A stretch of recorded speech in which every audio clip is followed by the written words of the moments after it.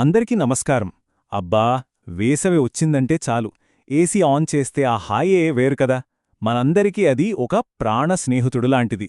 కాని ఆలోచించారా, ఇదే స్నేహితుడు తెలీకుండా మన ఆరోగ్యానికి ఏమైనా హాని చేస్తున్నాడా? అసలు ఏసీని వాడుతూనే మన ఆరోగ్యాన్ని ఎలా కాపాడుకోవాలి? రండి, ఈరోజు ఈ విషయం గురించే వివరంగా మాట్లాడుకుందాం. చాలామంది మనసులో ఇదే ప్రశ్న ఉంటుంది.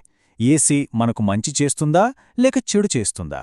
నిజం చెప్పాలంటే ఇది మంచిదా చెడ్డదా అనేది పూర్తిగా మనం దాన్ని ఎలా వాడుతున్నామనే దానిపైనే ఆధారపడి ఉంటుంది. ఇక్కడే ఉంది అస్సలు పాయింట్. సమస్య ఏసీ మెషిన్లో లేదు, మనం దాన్ని వాడే పద్ధతిలోనే ఉంది. అది కేవలం ఒక టూల్ మాత్రమే. దాన్ని ఎలా వాడుకుంటామన్నదే ముఖ్యం. సరే, ఇప్పుడు మొదటి విభాగానికి వెళ్దాం. అసలు ఏసీతో మనకున్న ఈ లవ్ హేట్ రిలేషన్షిప్ ఏంటో కొంచెం లోతుగా చూద్దాం. ముందుగా పాజిటివ్గా మొదలుపెడదాం. ఏసీని సరిగ్గా వాడితే మన ఆరోగ్యానికి అది ఎంత మేలు చేస్తుందో ఒకసారి చూద్దాం. ఇక్కడ చూడండి, ఏసీ కేవలం మనకు సౌకర్యాన్ని ఇవ్వటానికే కాదు, భరించలేని వేడినుంచి మనల్ని కాపాడుతుంది. వడదెబ్బ, డీహైడ్రేషన్ లాంటి ప్రమాదకరమైన పరిస్థితులు రాకుండా చూస్తుంది. ముఖ్యంగా ఇంట్లో వృద్ధులు, చిన్నపిల్లలు లేదా గుండె సమస్యలున్నవాళ్లుంటే వాళ్లకి ఇదొక రక్షణ కవచం లాంటిది. అంతేకాదు, గాలిలో తేమను తగ్గించి ఇంట్లో ఫంగస్ లాంటి పెరగకుండా కూడా చేస్తుంది. సరే, నాణేనికి ఒకవైపు చూసాం కదా, ఇప్పుడు రెండో వైపు చూద్దాం. మనం ఇష్టపడే ఈ చల్లదనమే ఎప్పుడు సమస్యగా మారుతుంది? ఏసీని ఎక్కువగా వాడితే వచ్చే ఆరోగ్య సమస్యలేంటి? ఎక్కువసేపు ఏసీలో ఉండటం వల్ల మొదటగా కనిపించేవి ఇవే. ఏసీ గాలిలోని తేమను లాగేస్తోంది కాబట్టి మన చర్మం, పెదవులు, కళ్ళు అన్నీ పొడిబారిపోతాయి. ఇక తలనొప్పి, ఒళ్ళు నొప్పులు, కండరాలు పట్టేయడం ఇవి చాలామందికి అనుభవమే కదా. ఇది కొంచెం సీరియస్ విషయం. ఏసీ ఫిల్టర్లను మనం సరిగా క్లీన్ చేయకపోతే అందులో ఉన్న దుమ్ము, బ్యాక్టీరియా అంతా గది మొత్తం తిరుగుతూ ఉంటుంది. అదే గాలిని మనం పీల్చినప్పుడు ఆస్తమా, అలర్జీలున్నవారికి సమస్యలు ఇంకా ఎక్కువవుతాయి. కేవలం ఇవే కాదు, మన లైఫ్ స్టైల్ పైన కూడా ఏసీ ప్రభావం ఉంటుంది. సహజంగా మనకు చెమట పడితే శరీరంలోని టాక్సిన్స్ బయటకు పోతాయి. కాని ఏసీలో ఉంటే చెమట పట్టదు గదా. అలాగే గంటల తరబడి ఏసీ రూంలో కదలకుండా కూర్చోడం వల్ల బరువు పెరగడం, వెన్నునొప్పిలాంటి సమస్యలు కూడా వస్తాయి. సరే, ఇన్ని సమస్యలున్నాయి కదా అని ఏసీ వాడటం మానేయలేము. మరి పరిష్కారమేంటి? ఏసీని తెలివిగా, ఆరోగ్యానికి హాని కలగకుండా ఎలా వాడాలో ఇప్పుడు చూద్దాం.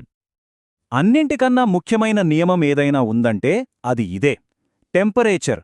మన ఏసీని ఎప్పుడూ 24 నుంచి 26 డిగ్రీల సెల్సియస్ మధ్యలోనే సెట్ చేసుకోవాలి. ఎందుకంటే మన శరీరానికి ఇదే కరెక్ట్ టెంపరేచర్ అన్నమాట. కొంతమంది 18, 16 పెట్టేసి దుప్పటి కప్పుకుంటారు, కాని దానివల్ల సౌకర్యం కన్నా అనారోగ్యమే ఎక్కువ వస్తుంది.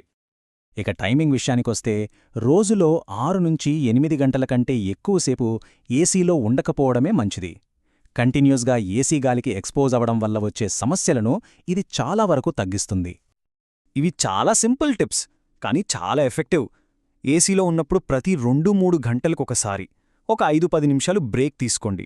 బయటికి వెళ్ళి ఫ్రెష్ గాలి పీల్చుకుని, కాస్త ఎండ తగిలేలా చూసుకుని అలా బాడీని స్ట్రెచ్ చేస్తే చాలు, చాలా తేడా కనిపిస్తుంది.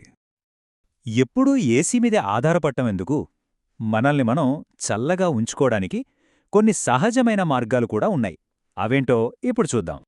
ఈ స్లైడ్ చూస్తే మనకే తేడా స్పష్టంగా అర్థమవుతుంది కదూ. ఒకవైపు ఏసీ గదిలో అదే గాలి మళ్ళీ మళ్ళీ తిరుగుతూ ఉంటుంది. మరోవైపు కిటికీలు తెరిచి ఉంటే తాజా గాలి, ఆక్సిజన్ నిండిన గాలి లోపలికొస్తుంది. ఆరోగ్యానికి ఏది మంచిదో మనకే తెలుసు. ఇంటిని నేచురల్గా చల్లగా ఉంచుకోవడానికి ఇవి కొన్ని మంచి చిట్కాలు. ఎదురెదురుగా ఉన్న కిటికీలు తెరిస్తే గాలి బాగా ఆడుతుంది. కిచెన్లో ఎగ్జాస్ట్ ఫ్యాన్ వాడితే వేడిగాలి బయటకు పోతుంది. అలాగే అరెకాపాం, స్నేక్ ప్లాంట్ లాంటి మొక్కలు ఇంట్లో పెంచుకుంటే అవి కూడా గదిని చల్లబరుస్తాయి. బయటనుంచే కాదు, శరీరాన్ని లోపలినుంచి చల్లగా ఉంచుకోవాలి. దీనికి బెస్ట్ ఆప్షన్ నీళ్లు. తరచుగా కొద్దిగా తాగుతూ ఉండాలి.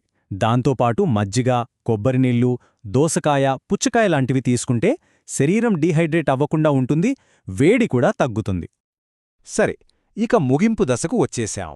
ఇప్పటిదాకా మనం చెప్పుకున్న విషయాలన్నింటినీ కలిపి ఒక బ్యాలెన్స్డ్ అప్రోచ్ ఎలా ఫాలో అవ్వాలో చూద్దాం.